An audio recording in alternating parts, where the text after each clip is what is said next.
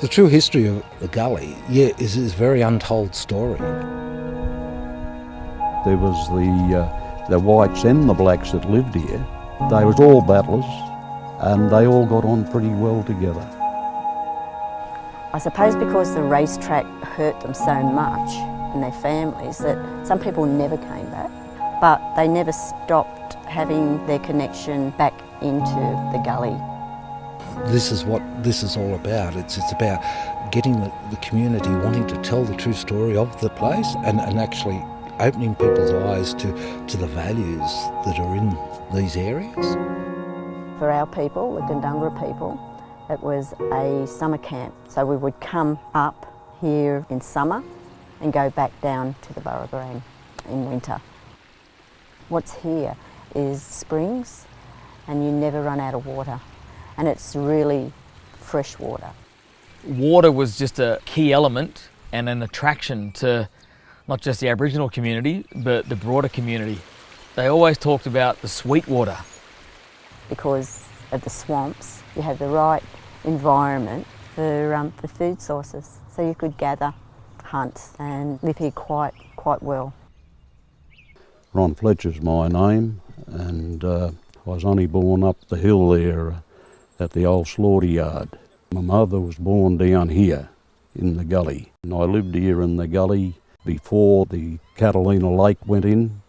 It never done no harm to the people who was living here. It was the racetrack that done all the damage. In 1957, the council approved the construction of the Catalina racetrack, and that resulted in the eviction of the Aboriginal people from the site, but it also caused significant environmental damage when they bulldozed the racetracks through the bushland and through the swamps. In the process, they also bulldozed the settlement that occurred in this area. My name's David King, live up in the Blue Mountains. Mum was born up in Katoomba, in the Gully, we call Guggery, and in the mid-1990s, one of my uncles passed away. They then told us we were Aboriginal, and they told us we were Gundungurra.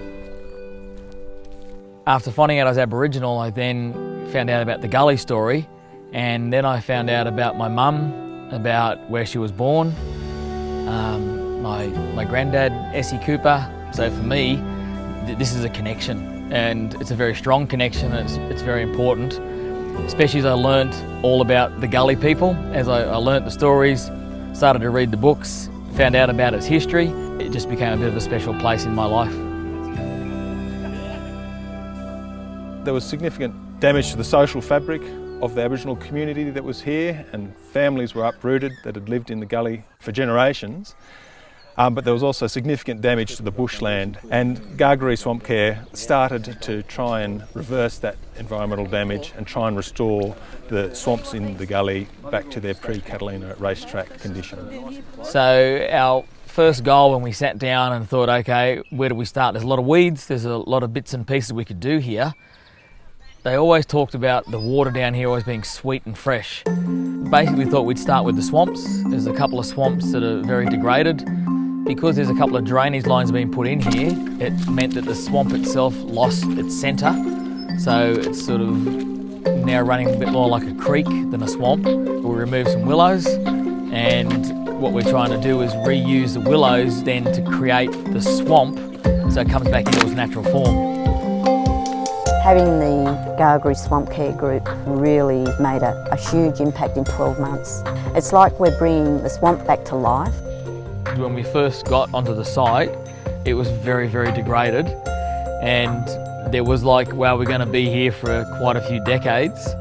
And then with that little bit of funding that we did get to be able to use for the contractors, it was just brilliant to be able to get a good gap in the actual weeds, and then I think it's sort of spurred everybody else on.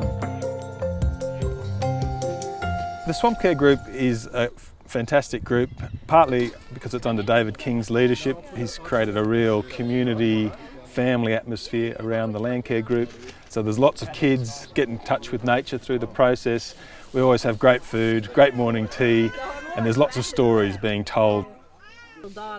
Bringing the Gully community, in a sense, back through this sort of swamp care is bringing a lot of connections that might not have happened if we hadn't got down here and started doing some of this work.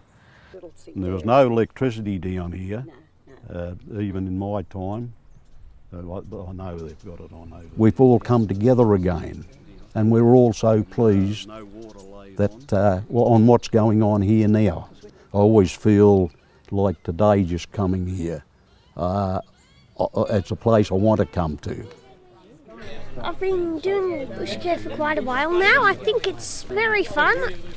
I like getting muddy as well, so as you might be able to see, I've got a bit of mud on me. Yeah, it's kind of fun around here. To me, this project isn't just about revigorating the environment and caring for the swamp. It's about caring for people and giving people the connection to country and being able for them to pass on that connection to their grandchildren and great-grandchildren, and also to the wider public, and getting the wider public involved in caring for environment and country. We're just continuing what our ancestors did, look after our land. So it's about the people from the Gully literally being the people who have a voice in the Gully. Our people can actually make proper decisions on what it is with Blue Mountain City Council. The council has a co-management agreement with the Gully traditional owners, so that any decisions that are made in the management of this place are made in consultation with the Gully traditional owners. Because at the end of the day, it is public land and everyone has the right to come here and enjoy what we're enjoying today.